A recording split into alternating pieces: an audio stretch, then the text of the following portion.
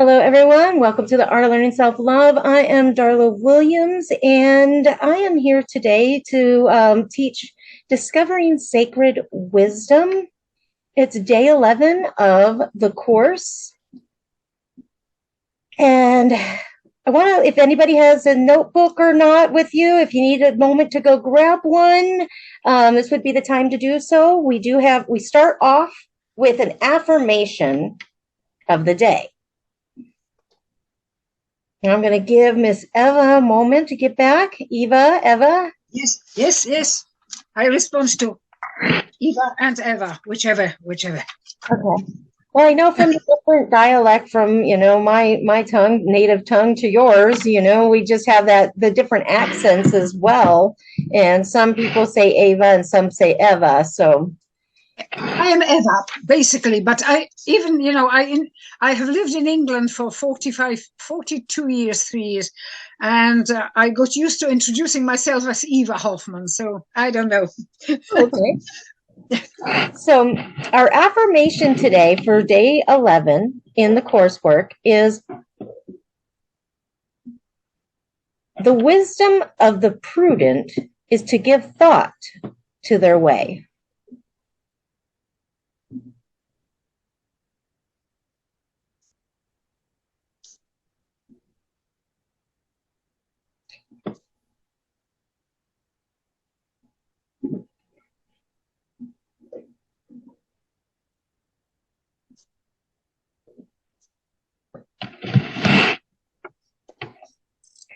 So now what I want to do is I want to jump back just before we onboarded under the recording today.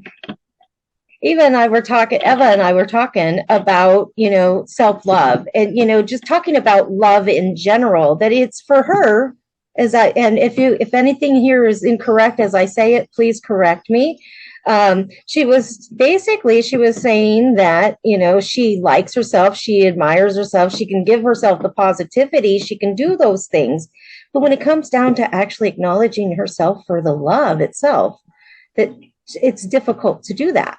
And I was about to explain to her, really dive into that. And I decided I wanted to do a little side note today, because really love, we can look outside of ourselves is what we're normally trained to do. We look to give it away. We look to for others to receive it, and that is the normal normal program that we've all been taught and trained to do, because this is what everyone has always known. Now, I had to learn within my own experience when I was seeking outside of myself for all of these things, and I was really let down and disappointed over and over again, because I was really wanting someone else to deliver to me what I needed. And that's what everyone stops and goes, hey, and I have needs too. I'm giving to you. Can you please give back? It's supposed to be a give and receive, right? So while we're knowing that that's what we're supposed to be getting and receiving, when we're not receiving that, we get frustrated and irritated, and we fall to the denser level energies in our world. So now we get the agitations and the frustrations with those around us because we're not in balance within ourselves. And when I went through my transition, my dark night of the soul, or whatever you want to call it, when I started to begin my journey of hello, Jane, welcome. When I was going through the dark night of the soul, or the shadow work of myself, actually beginning to feel and transmute the painful points in my story, when I was walking through that, I realized I was doing it all wrong. And I realized that love was the master key to my life. I couldn't unlock myself until I began learning how to love me. I can't love another human being if I don't know how to love myself. I'd had so many people, when I was hollering in arguments over and over again throughout the years, asking people to fill me with whatever I needed. But when they said, well, what do you need?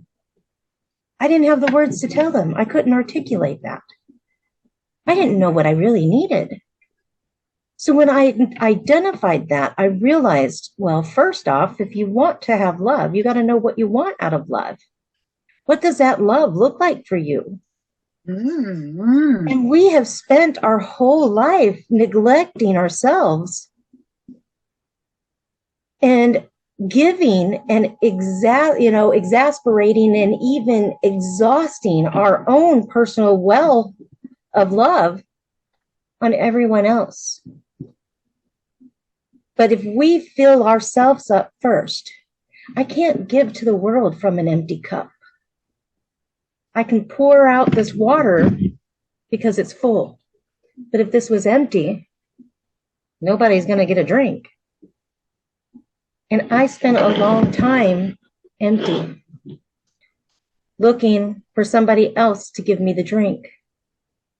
But I needed to give it to myself first, so that I could actually have what I needed on the inside to give to another. And that was where this launched. This is where the Art of Learning Self-Love launched. I was literally in the ruins. I didn't want to live. I hated the way my life had been. I had been tormented and mistreated over and over again, and all I wanted to do was love everybody. So I was confused and frustrated and irritated by the fact that I wasn't getting what I needed. But then when I was literally asked, what do I need? I didn't know. How many people can relate to that we don't know what we really need?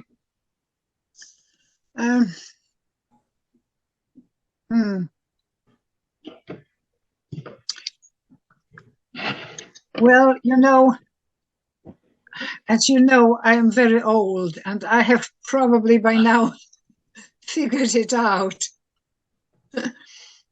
But for a very long time, I didn't think what I needed. I really didn't think what I needed. And that's most of us. That is very true. That it took quite a journey to figure out what it is that I really need. Yes. Well, for me, what happened was when I was in that dark space in my life, that place where I finally collapsed or shattered within of my own emotional pain.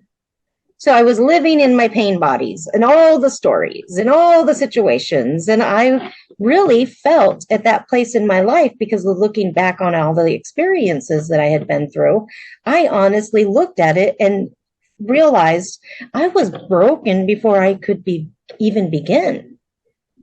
Because I had had things happen to me when I was 2 and 3 years old that should have never even happened. By the time I was a teenager, I'd had more things that had happened, because it was just a pattern already beginning and developing. And by the time I was a young adult, because of all the abuse of other forms, it just led me to more abuse. And it just became this cycle over and over and over again. And I'll tell you, it could still happen today.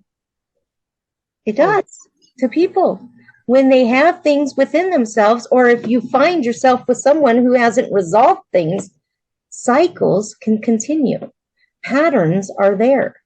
We always are on a continuous circle within ourselves of evolution.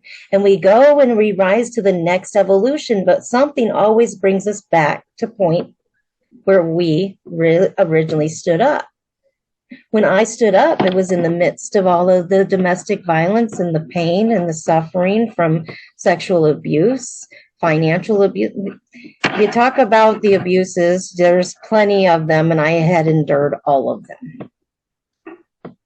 And I'm sorry that is so alarming, but it's my truth. It's my story. My story is what is here to set others free.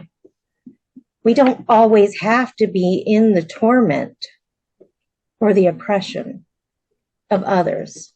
We have a power and a strength within ourselves, but we have to build it. It starts with us. And when we can give ourselves what we truly need, it doesn't matter what comes into our life or what happens around us. We have the strength within ourselves to do what was necessary. I can remember for myself that there were many times in my life that if somebody did something that was unacceptable, that I would make excuses for them and continue to say it was okay because I had love to give. And I didn't want to feel that grief. I wanted that place for that love to land. I thought I could love them to their healthiness. But they had to make choices for themselves instead of looking elsewhere. I know that took me off on a little detour, but that is why, for me, I started the Art of Learning Self-Love. Yeah. Because I want it to be so well within that I could live my life and be able to breathe. Because I had been so crushed down through these circumstances that I didn't feel I could. It literally brought my mind to a place where it didn't even want to exist.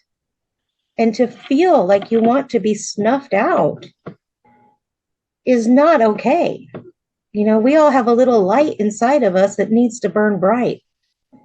You know, we're all here to actually help one another and grow and develop. I'd always cared. Now, what I didn't realize is because I hadn't learned what I needed to learn, I was still the light.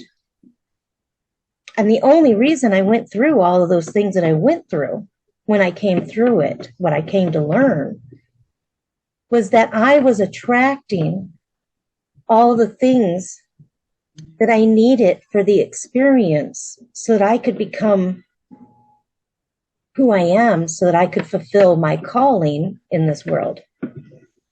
My calling in this world is to shine a light and help others to find the way through their path to living their best, to living for their highest good, for being able to release and rewire those things after post-traumatic stress disorder, to actually be able to release and let go of the pain stories that are sitting inside, instead of having something to constantly go back to, but bringing you to a place of peace where you can settle the stories within your mind so that you can actually have the sanctuary within. That's what the wisdom of the prudent is, to give way of the thought, which was the affirmation today. When we look at the word wisdom and prudent, would you mind, Ava, looking up what the word wisdom means on like a phone, or Lori? I know Jane looked like she was driving, so I wasn't going to ask her. And I'm going to pull up the prudent, and I want to talk about the definitions of these two words, because it's so important. And let's see.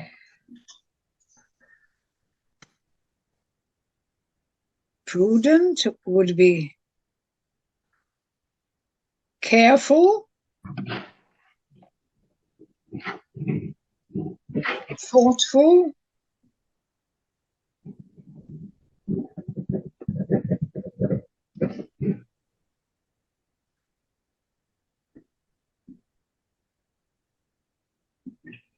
it could probably be calculating, but that's not necessarily.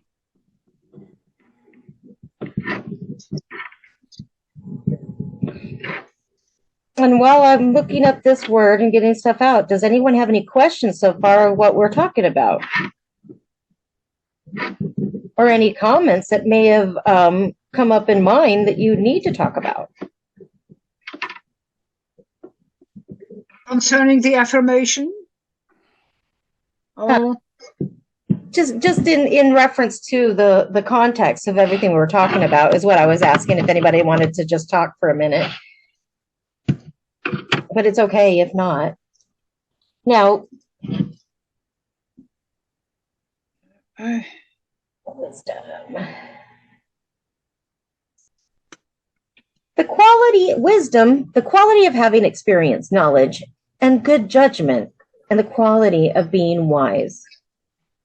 A lot of times with those things, it requires a development of being able to listen more than to interject. So being wise means that we really are tuning in to the details so that, go ahead, I saw your hand.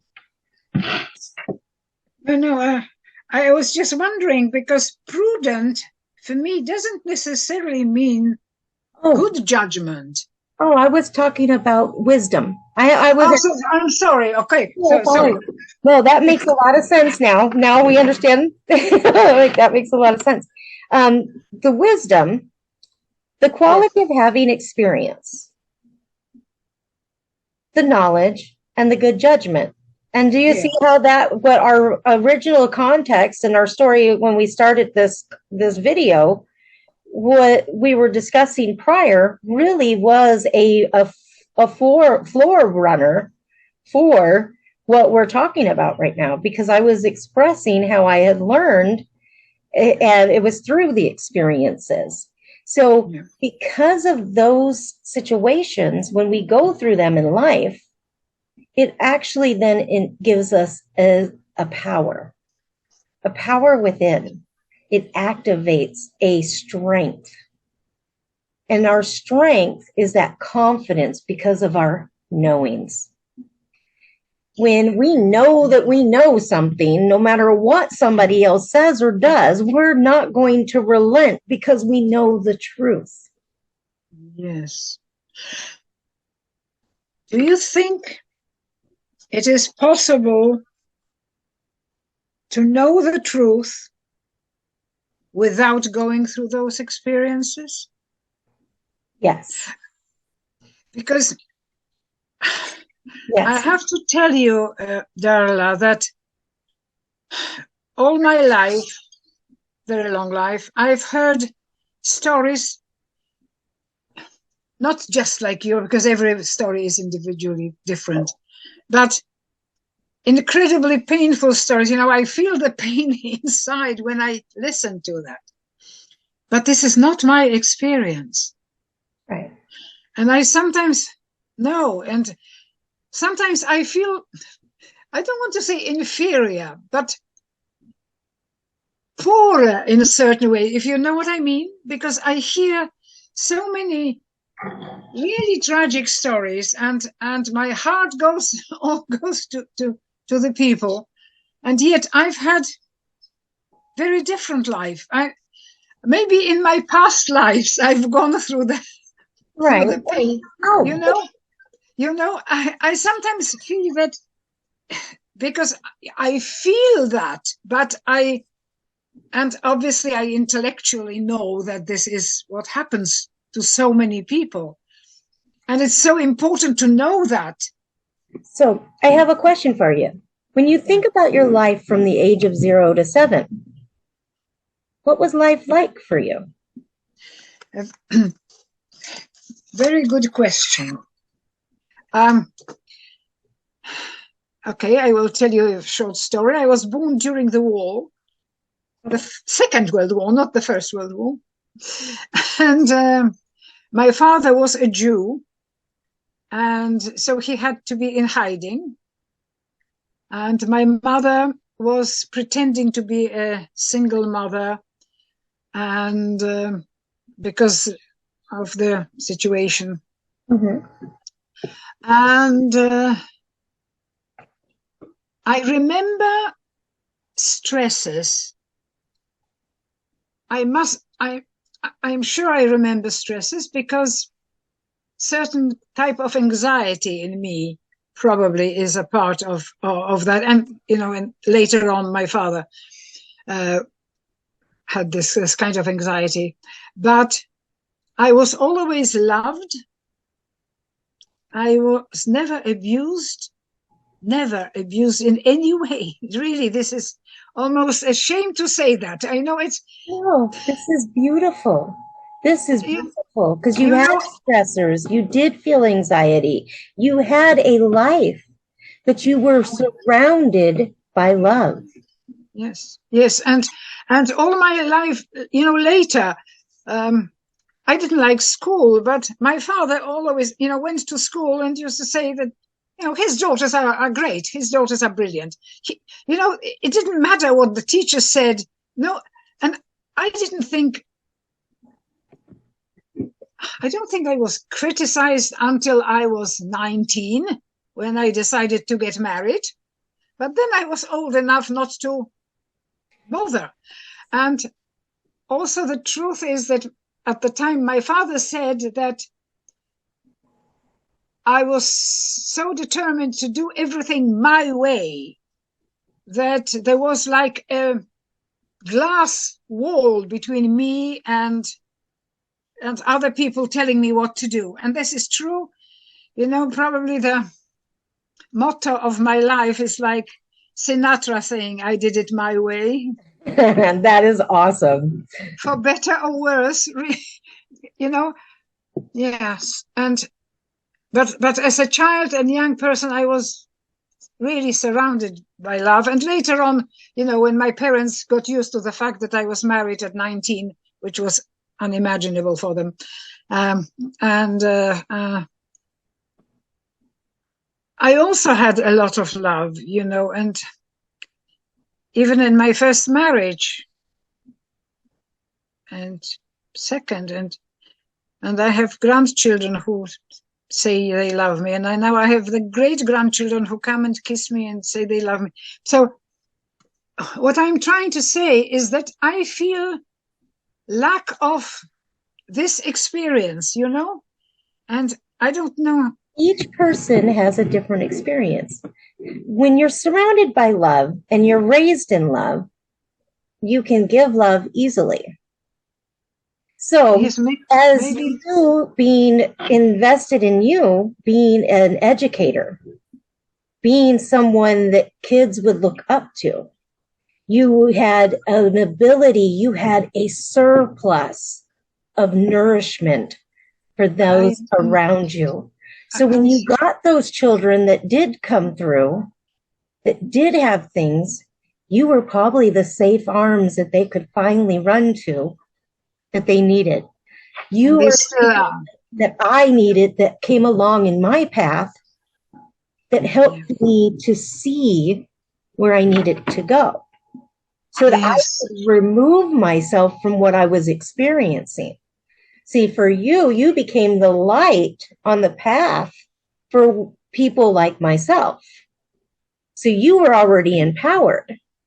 You were empowered from birth. Yes, that is true. But Darla, I must tell you that you are the first person, well, and Laurie and Jane, of course, now, I have told this because it sounds, people have so many dramatic stories, and I don't want to sound like the odd one out, but I somehow feel that I am the odd one out because of that. Now, I want to go back to that 0 to 7 again, and I have another question for you now. Yes, okay. To identify that you were just surrounded by love. Yeah. So that's why you didn't feel you had to love yourself, because you were already loved. Now, the second question is, how easy, even when you were little, because of that love, could you make decisions? Very easily. Now, that's the key. And very easily. And I have been making my decision, and I am 100 and more % responsible for everything that happened in my life, because I have always done what I believed, not to spite people, really never to be horrible. I don't think ever I wanted, but I don't think you have. There is a need in me, to do what I really believe is right. And I simply cannot go against it. It's even if I try, sometimes I try, but it doesn't work. That is beautiful. See, when we can come back to an understanding, the reason why some people repeat patterns and have these situations and keep going through them and over and over and over is because they don't know how to make a decision, or they sit in the thoughts of what if this happened? What if when they allow their anxiety to rule their life, they're creating storylines that they don't even realize are being developed. And then Yes. that actually cycles out, because what our brain thinks about, we bring about. So if we're too busy fixated on, oh, I don't want that pain again, we're going to bring that pain again. Due to the fact that we don't want it, and we're so fixated on what we don't want that we're Yes. not thinking of anything else but that thought, and that automatically Focus. gravitates it back to us. See, because we have the unique ability to have the skill of creating our own reality, or creating a world full of our imagination, which is what my favorite, I've been using that since 2018 when I published my first book.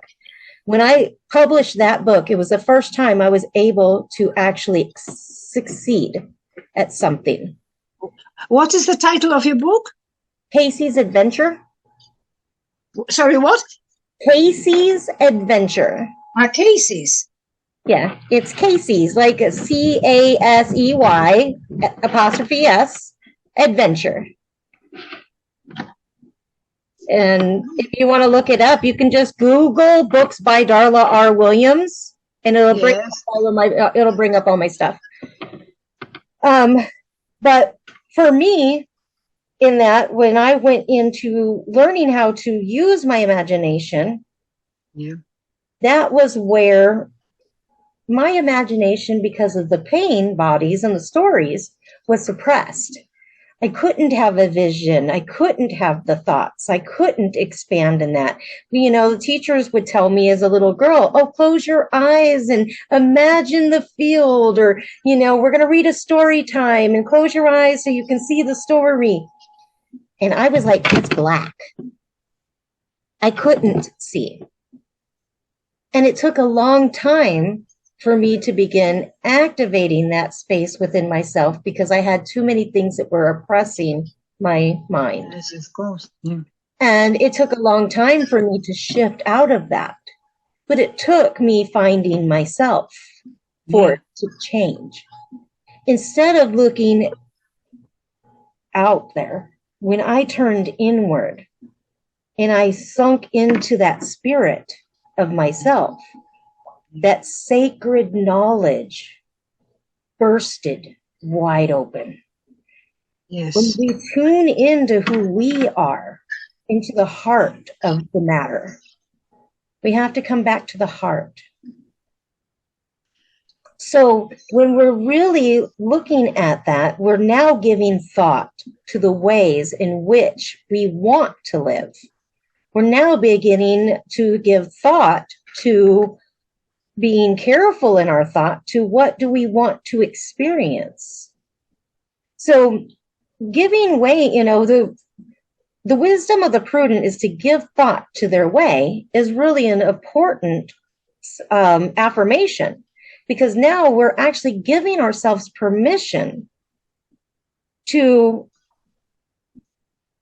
act with showing care for ourselves and for others, but also acknowledging the experiences that we had so that we can gain from the wisdom that we learned from it and be able to actually begin giving that out once we have acknowledged it within ourselves. But you know, this is also interesting because you have had this, you have gone through this long process from pain to love. You became aware of yourself in that sense, probably much earlier than I have, because for me, you know, it was just normal. There was nothing, there was no process to go through of that kind. There were other processes, obviously. You know, I had, you know, I've done quite a lot of work, but how much time, and I still am doing. But how much time in life, Ava, have you actually neglected the love you needed? Because you that's true. But since I was getting love, I have to say that both my first and second husband loved me. You know, it doesn't mean I had easy relationship, but I was really loved. And my grandchildren, my children, you know, so I was surrounded by love, and maybe that's why I didn't feel I needed to love myself. Does that make sense? Yeah. And that's perfectly fine. That's Eva's story. Yes, but you see, the truth is that I have Beautiful. taken much more care of everybody else than of myself. It's not that I have been completely neglecting myself. No, not is, but in some ways I have. Mm-hmm. And that's what the art of learning self-love is about discovering ourselves. Yeah. It's about identifying our needs and our wants. Mm-hmm. It's about realizing the importance of giving to ourselves just as much as we give to others. Oh, that would be a lot. I don't know. Is that a possibility? It is. And it also allows for those who are going through experiences to actually have the strength within themselves to rise up and make decisions. Yeah. And shift and be able to process those shifts easier. Because when you have filled up your own vessel, you can't allow the situation to come in. You're already full. So when the situation arises, oh, well, I don't want that. I know I don't want that. And you rise up. So now you have been empowered with that energy source within yourself that actually begins to now radiate out, where you're like, this is my boundary. The people who get hurt so much don't have an understanding of boundaries. And not only, I think that I've had very big problems with boundaries, and it's always been my fault, my doing, and I am very much aware of that. And I still sometimes do it, and I'm still aware of that this is my own doing. You are really good about identifying yours, owning your responsibility, probably an overdeveloped sense of responsibility in it, and holding yourself accountable. You have accountability. You have the decision-making process. You were gifted the opportunity because of the proper love and nourishment that you had in your younger developmental years. You were able to actually be able to identify what was good or bad or indifferent in your life very early. So that left you in a space that gave you a solid foundation. You had a solid foundation. That is true. And still there is so much work to do. And, in having a solid foundation, when we have that, which now, because of what I've been through, I'm able to actually help people to discover that at any given age in their life, no matter what circumstances and situations that they've been in. And now I'm like, let me just go give this to the whole world, because I saw how much it transformed me and rearranged me. Yeah. Now, I do have, with the second part to the dailies, when in the Art of Learning Self-Love, we do an assignment of the day. Now, I know, Ava, that today is one of your first times attending, so you're not going to really know the answer to this one, and that's okay. Being in that it is now being the 11th day in a 90-day course, others would be able to have a few days to go by, and the question is what are 5 things you have learned from the course? Mm-hmm. So I know that Jane and Lori have both come into a couple classes, and if there's anything that you guys have learned so far, which, Lori, if you don't mind sharing again, I would really love for others to hear what you have benefited from. Mm-hmm. If you don't mind, you don't have to. And you can type to me if there's oh, you're driving. Hold on there. Okay, I just wanted to get in the right environment so I could talk. I just got out of my car and into my house. Oh, okay. And actually, I may as well put my video on so you can Oh, see how me. nice. How nice to see you. Oh, You're in different colors. really? There you go. Yeah, so as I was saying before the course started, We're going to give her a second to tap back in. when I You're was frozen. Lori, you're freezing. Darla's class. There we go. Oh, Now you're back. how about now? Okay. You're back. So it was the question that you asked me, Darla, about worthiness. You asked me if I felt worthy just as a being without, just in general, do you feel worthy? And the experience that I had when you asked me that was emptiness. Mm. It wasn't even a, My God. it was a space, and my mind said, there should be something in this space. I should be feeling something. I should be feeling a level of worthiness. Mm-hmm. But I didn't. But I also didn't feel the lack of worthiness, which I noticed, which was interesting, which kind of goes back to what you were talking about, and maybe what you're talking about as well, Emma, is if you never have it, you don't necessarily miss it. Right. But you also don't understand the personality that is being created because you don't have it, if that makes sense. Yeah, right? It does. Yeah. So then when you asked me that question, I prompt I know obviously that worthiness is important.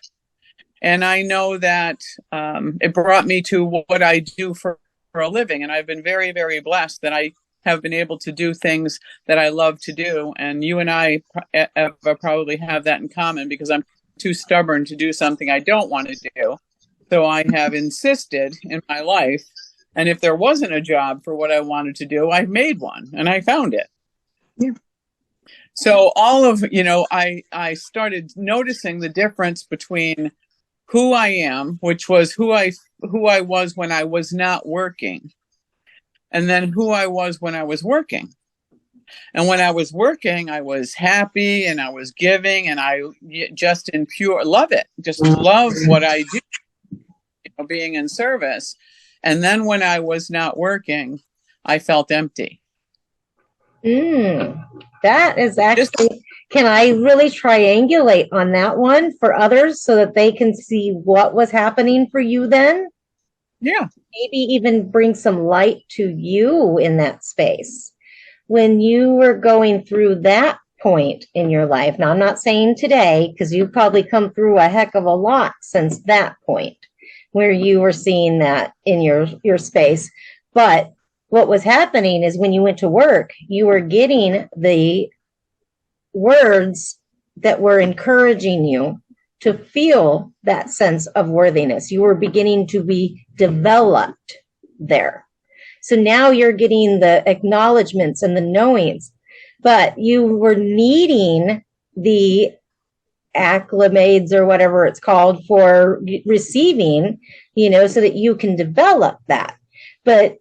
And what happened is where the emptiness was that you weren't giving it to yourself.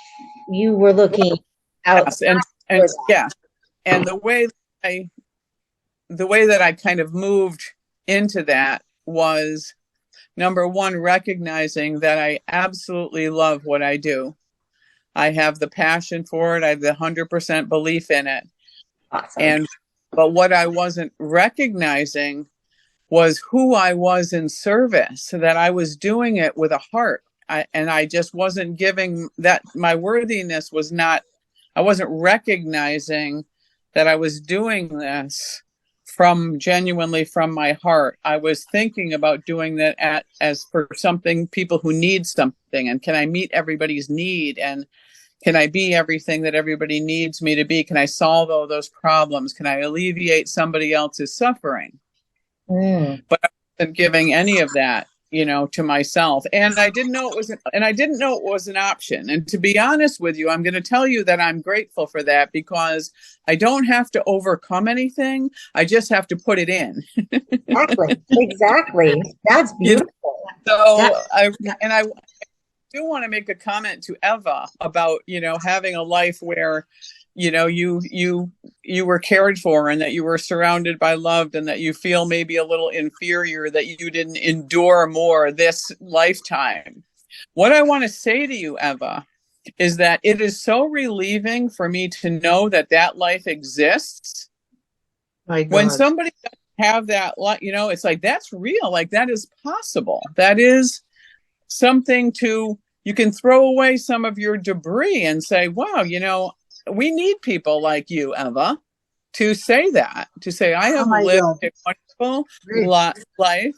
I have been loved. And this is what it feels like when you're loved. And I mean, I so appreciate your story. So yeah. So thank you for that.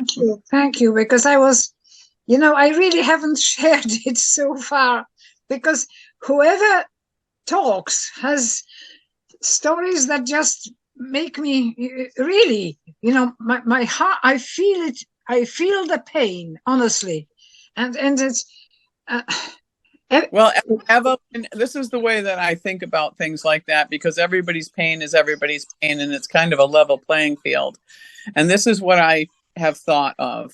If someone walks out of their door and they step on an ant and they experience deep, profound grief from stepping on that, that experience of grief is the same as if someone has lost the most dearest person in their life. So we can connect. There is a thread that connects us in pain and suffering and recovering and, enduring and all that. That does connect us. Our stories just look different. And I can tell you, the stories that are the dark night of the soul, but I can also tell you that I have been blessed with stellar people who have come into my life for out of the blue. Yep. So we can go back and forth. We can use the stories, as our own process. It's like, yes, I have been in darkness, but out of that darkness, this light appeared and it inspired me and I stepped forward. So we're all connected. We all have a thread, and it's, yeah. Yeah. Did I answer your question, Carla? No, I'm good. I just wanted you to finish what you were, because you had said an impartation for her.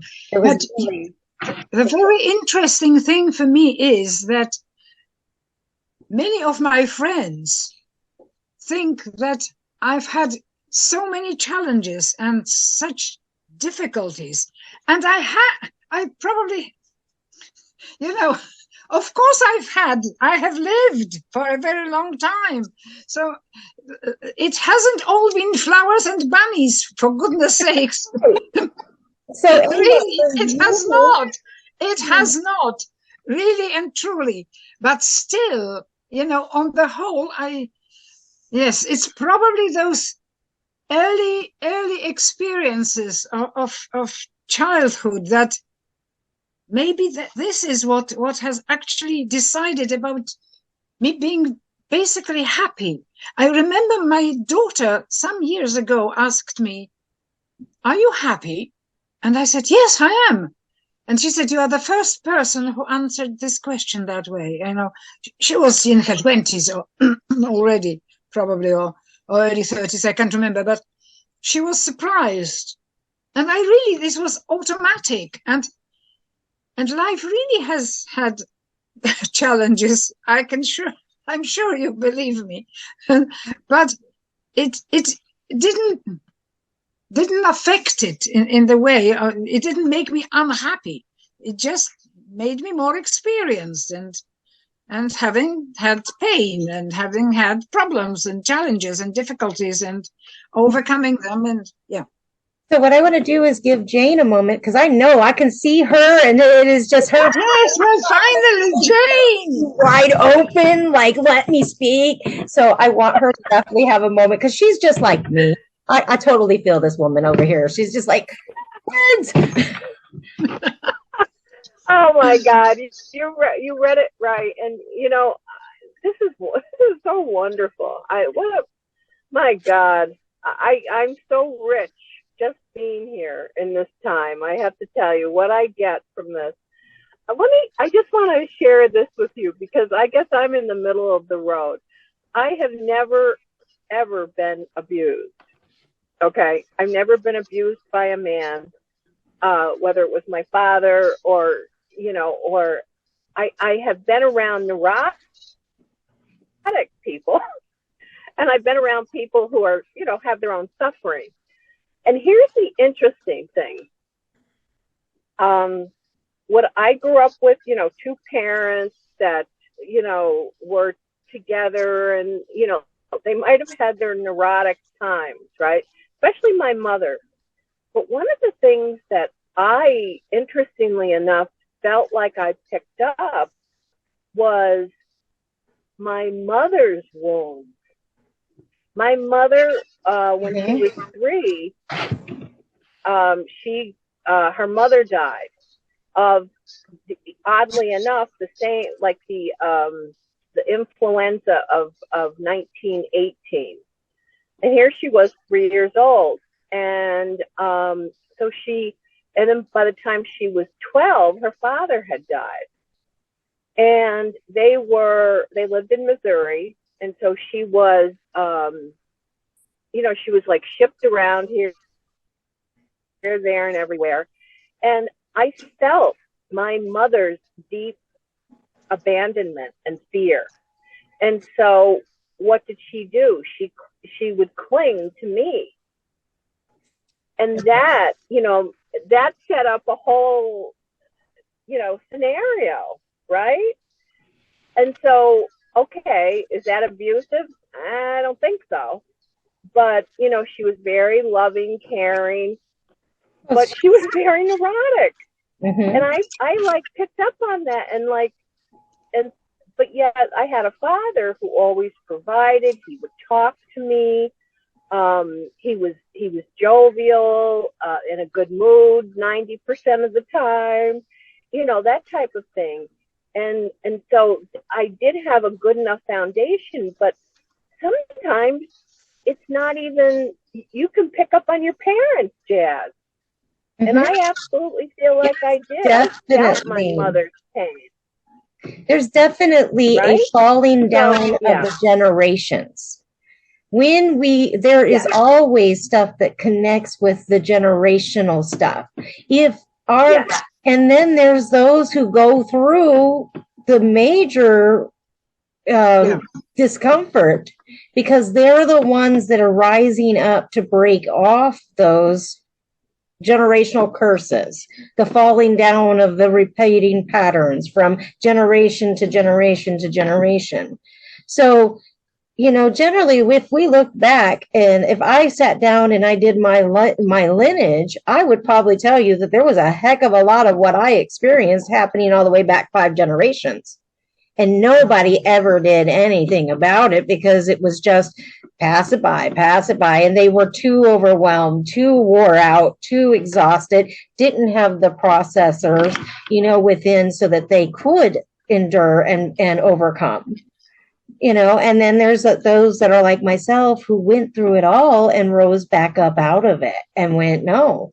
Now my spirit is like the Phoenix dragon, it's going to come way up and come out, which my zodiac for, talking about sacred knowledge, when we look at it, and I will be coming into my year of the dragon, and they're the Chinese zodiac in 2025.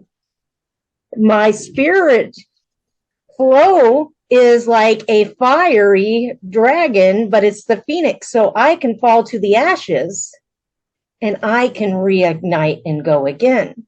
I was given a surplus of forgiveness, but I had to learn how to forgive myself first.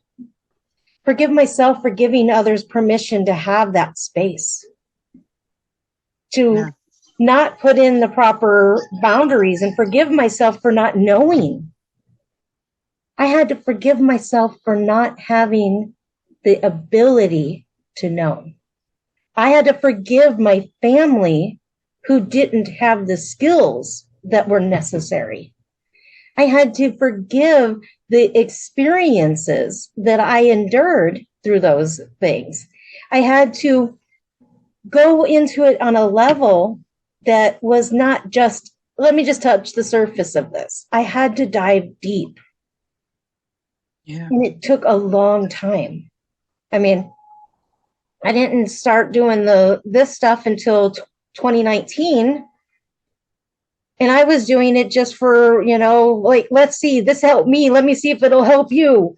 And I was just gifting it away to people, going, here, come and check this out, because this helped me. Let me see if it'll help you too.